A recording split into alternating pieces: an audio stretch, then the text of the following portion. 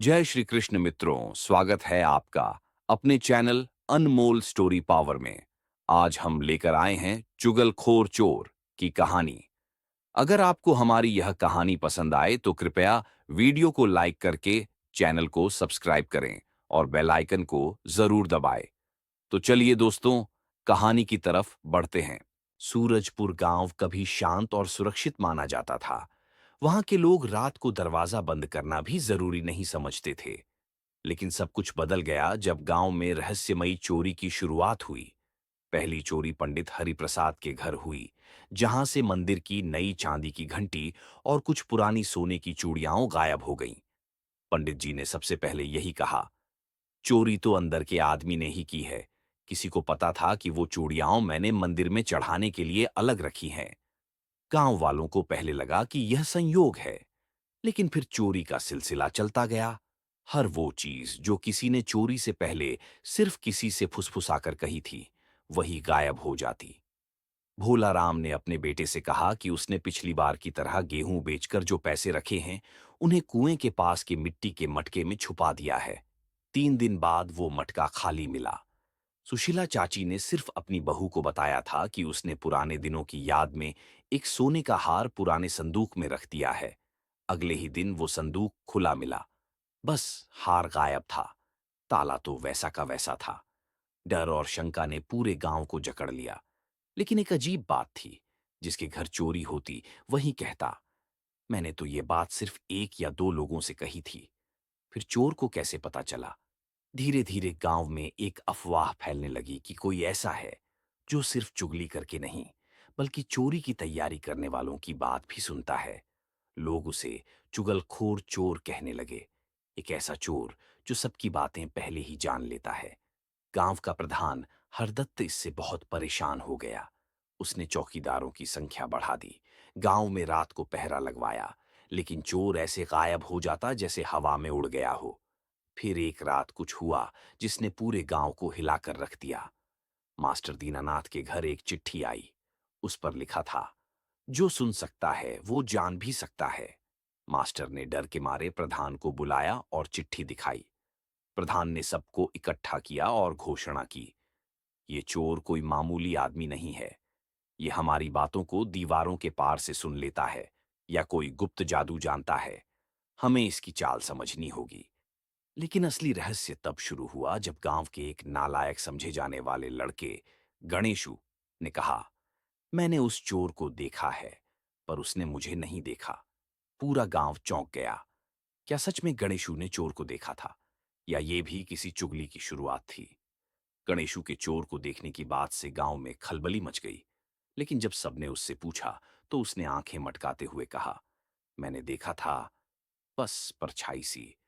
लेकिन हाँ, एक बात है जो मैं पक्का कह सकता हूं, वो चोर हर बार चोरी से पहले गांव की पान की दुकान पर जरूर आता है।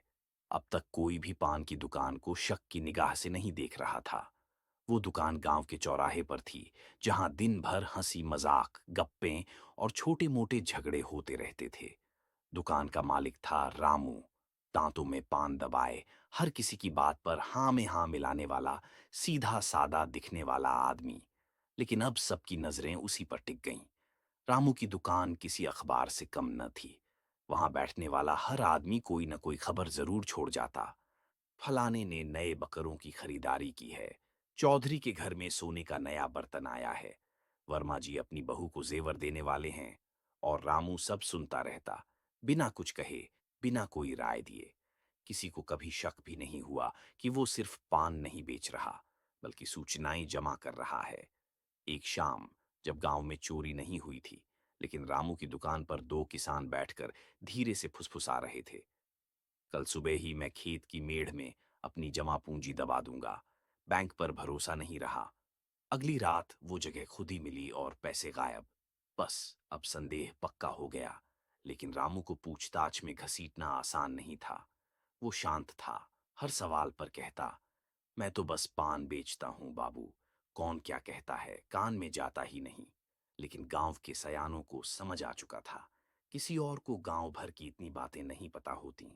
उसकी दुकान पर बैठने वाला हर ग्राहक अनजाने में अपने घर का राज खोल कर जाता था। गणेशु ने फिर एक बात कही जो और भी चौंकाने वाली थी। रामू के पास एक पुराना रेडियो है जो कभी आवाज नहीं करता, लेकिन उसमें से एक दिन मैंने कानों की हल्की हलचल सुनी थी। सभी चौंक गए। क्या वो रेडियो कोई पुराना जासूसी यंत्र था या फिर कोई और तकनीक? अब गांव के कुछ समझदार लोगों ने तय किया कि रामू की दुकान पर एक नकली फुसफुसाहट की जाल बिछाई जाए। एक झूठी खबर फैलाई जाए कि प्रधान जी ने 5 किलो सोना घर लाकर रखा है, लेकिन उसे अपने पुराने गोदाम में छिपाया है। रामू की दुकान पर यह खबर धीरे से डाली गई। सब चुप रहे। अगली रात गोदाम की ताले टूटे हुए मिले, लेकिन अंदर कुछ भी नहीं था। सिर्फ एक पुर्जा पड़ा था जिस पर लिखा था, जो झूठ बोलेगा वो भी लुटेगा। अब सवाल सिर्फ रामू पर नहीं था, कोई और भी था जो जानता था कि कौन झूठ बोल रहा है, कौन जाल बिछा रहा है और किसके मन में क्या चल रहा है। गांव अब पूरी तरह असमंजस में था। हर किसी को एक दूसरे पर शक था और सबसे ज्यादा नजरें रामू पर टिकी थीं। प्रधान हरदत्त ने आखिरकार पूरे गांव की पंचायत बुला ली। चौपाल पर गांव के बड़े बूढ़े, औरतें, जवान, औल थे। माहौल गंभीर था। प्रधान ने कहा, आज फैसला होगा, या तो चोर पकड़ा जाएगा या फिर गांव की इज्जत मिट्टी में मिल जाएगी। रामू को बुलाया गया। उसने वही पुरानी बात दोहराई, मैं तो बस पान बेचता हूं बाबू, न चुगली करता हूं न चोरी जानता हूं। तभी गणेशु फिर बोल पड़ा, मैंने उस रात रामू की दुकान के पीछे किसी को रेडियो से कान लगाए सुना था। सब लोग रामू की ओर देखने लगे, लेकिन वो बोला, रेडियो तो कब का खराब है, घर में सजावट के लिए रखा है। पंचायत ने तय किया, रामू के घर और दुकान की तलाशी ली जाएगी।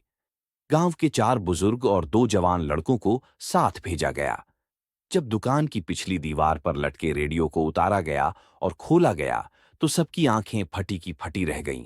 उसके अंदर एक पतली सी वायरिंग थी जो दुकान की छत के ऊपर छिपे एक छेद तक जाती थी, जहां से पूरी दुकान में बैठी हर आवाज साफ साफ सुनाई देती थी। लेकिन हैरानी की बात यह थी कि ये वायर किसी और के घर की तरफ जाती थी, गणेशु के घर की ओर। पंचायत में कोहराम मच गया। सबने गणेशु को घेर लिया। वो कांपते हुए बोला, न नहीं, मुझे नहीं पता ये वायर कैसे आई वहां। मैं तो बस। लेकिन प्रधान ने कड़क आवाज में कहा, कहानी बहुत हो गई, अब सच बोलो। गणेशु ने घबराकर एक अजीब बात कही, मैंने सिर्फ बातों को सुना, लेकिन चोरी मैं नहीं करता था। चोरी तो कोई और करता था। मैं बस उस तक बातें पहुंचाता था, अपने फायदे के लिए। सबने पूछा, कौन करता था चोरी? लेकिन गणेशु चुप हो गया। इसी बीच एक और चौंकाने वाला आरोप पंचायत में उठा। वकील साहब के बेटे सुरेश ने कहा, मेरे पिताजी की अलमारी से जो चाबी गायब हुई थी, वो 2 दिन बाद गणेशु के आंगन में मिली थी। तब लगा था कि बच्चों की शरारत है, लेकिन अब लगता है मामला गंभीर है। अब गांव 2 हिस्सों में बंट गया। कुछ लोग कह रहे थे, गणेशु ही असली चोर है, और कुछ कह रहे थे, ये तो कोई बड़ा खेल है, कोई और पीछे से सब चला रहा है। एक बुजुर्ग महिला चिल्लाई, जो इतना चालाक है कि लोगों की बातें बिना सामने आए सुन सके, वो अकेला नहीं हो सकता। पंचायत में झूठ पकड़ा गया, लेकिन सच अभी भी रहस्यमय था। गणेशु को कड़ी निगरानी में रखने का फैसला हुआ, लेकिन उस रात गांव के मंदिर की घंटी फिर से गायब हो गई और मंदिर के द्वार पर एक चिट्ठी मिली, चुगलखोर कौन है, ये तुम नहीं, मैं तय करूंगा। अब सभी समझ चुके थे, गणेशु सिर्फ एक मोहरा था। असली चुगलखोर चोर अब भी आजाद था और सबकी बातों को अब भी सुन रहा था। गांव में धीरे धीरे हताशा बढ़ने लगी थी। चोर अब तक पकड़ा नहीं गया था और हर चोरी के बाद एक नया रहस्य उभर आता। लेकिन इस बार चोरी की वारदात कुछ अलग तरीके से हुई। एक वीरान हवेली में जो कई सालों से बंद पड़ी थी, वहां से आवाजें आने लगीं। लोग कहते थे कि वो हवेली भूतिया है। रात को सीटी की आवाजें आती हैं। कभी कभी तो ऐसा लगता जैसे हवेली में कोई मौजूद हो। और ये आवाजें अब एक अजनबी शक पैदा करने लगीं। वो हवेली गांव के बाहर थी, एक सुनसान इलाके में, जहां कोई आमतौर पर नहीं जाता था। लेकिन एक रात जब हवेली के पास से गुजर रहे 2 जवान लड़कों ने सीटी की आवाज सुनी, उन्होंने बिना देर किए तुरंत पंचायत को सूचित किया। वो आवाज बिल्कुल किसी इंसान की थी, उन्होंने कहा। और अगले दिन हवेली में चोरी की वारदात भी हो गई। वहां से एक पुराना घड़ी, कुछ चांदी की मूर्तियां और एक सोने का कड़ा गायब हो गए थे। गांव के लोग डर के मारे हवेली के पास जाने को तैयार नहीं थे। लेकिन प्रधान हरदत्त ने कहा, चोरी सिर्फ हवेली में ही नहीं हुई, बल्कि वहां से एक और अनजानी सीटी की आवाज भी आई। ये सब कुछ जुड़ा हुआ है, हमें हर हाल में इसका पता लगाना होगा। प्रधान ने गांव के कुछ बहादुर लड़कों को हवेली में भेजा। उन्होंने वहां के कमरे, दरवाजे और खिड़कियों की तलाशी ली। हर जगह सन्नाटा था, कोई अदृश्य ताकत जैसे हवा में बसी हो। लेकिन तभी एक कमरे के अंदर से हल्की सी आंधी जैसी हवा आई, और जैसे ही उन्होंने उस कमरे के दरवाजे को खोला, एक पुरानी सीटी बगल के मेज पर पड़ी हुई मिली। यह वही सीटी थी जिसकी आवाज गांव वाले सुन चुके थे। सभी चौंक गए, लेकिन इससे भी अधिक हैरान करने वाली बात थी कि सीटी में एक नन्ही सी छिपी हुई स्लिट थी। और जब उस पर ध्यान से गौर किया गया तो पता चला कि वह एक जासूसी यंत्र थी। उस सीटी के अंदर की खास डिजाइन से आवाजें बाहर सुनाई देती थीं, लेकिन असल में वो एक रिसीवर था जो हवा में घूमते किसी भी व्यक्ति के शब्दों को पकड़ सकता था। यह जालसाजी और चोरी का हिस्सा था, अर्थात चोर उस सीटी का इस्तेमाल कर गांव की हर बातचीत को सुनता था और फिर उसी के आधार पर चोरी करता था। गांव में फिर से हलचल मच गई। क्या हवेली का भूत सच में था, या फिर यह सब एक चाल थी? गांव के लोग अब और भी चुपचाप रहने लगे। सबने समझ लिया था कि चोर अब एक कदम और आगे बढ़ चुका था। वह सिर्फ चोरी नहीं करता, बल्कि सबकी बातें भी सुनता था और उसी के हिसाब से अगला कदम उठाता था। प्रधान ने अब फैसला लिया कि हवेली को पूरी तरह से बंद कर दिया जाएगा और हर आदमी को उसकी बातों पर कड़ी नजर रखनी होगी।